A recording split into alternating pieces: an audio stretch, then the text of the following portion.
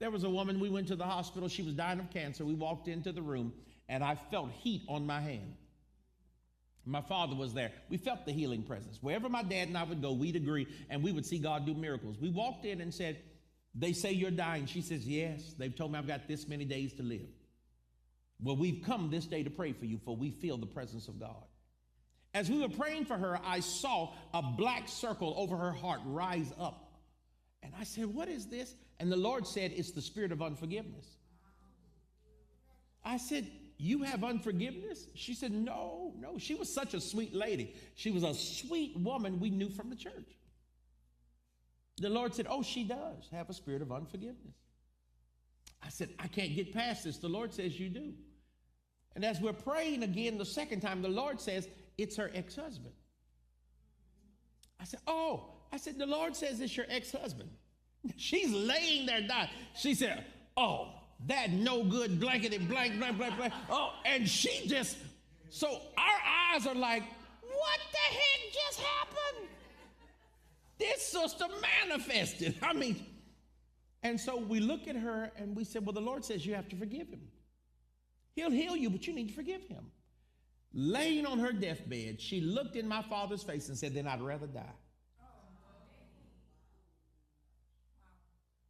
I'd rather die.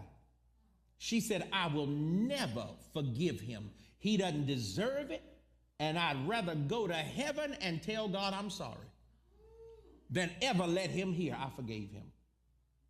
I looked at my dad, and forgive me, I said, this chick crazy. I said, she crazy. And I looked at her, I said, you've known us for years. Do not do this. Your son needs you to live. Your 14-year-old is outside crying for you, and we feel the power of God. And she said, I'm sorry. I love my boy, but I just can't forgive him. And I started weeping. I'm looking at my dad. I said, Dad. He said, son, we'll try to come back in a day or two. He said, but there ain't nothing we can do now. And so we told, her whole family was there. They're all weeping. So we said, talk to her. They were talking to her. 2 days later, she sent word, please don't come back. Please don't come back and pray. I'm not going to do it. 7 days from that point, she died.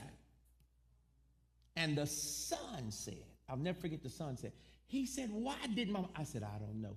This is what he said. So she hated him more than she loved me. See, that's what we don't realize. That's what bitterness does to you. That bitter root that we hold on to, where we think we're justified to be angry and still make jokes about people and say stuff sideways and criticize them, what you're telling God is your hatred for somebody is more important than his grace for you. And because we don't hear it preached this way, we hold on to these bitter roots and these nasty spirits and looking crazy at people when they come by and not hugging family members who did us wrong 20 years ago and not speaking to someone who didn't speak to you. And now we build this mess up in our spirit and don't know why. There's heart problems and arthritis and cancer coming because a lot of that stuff is connected to bitterness.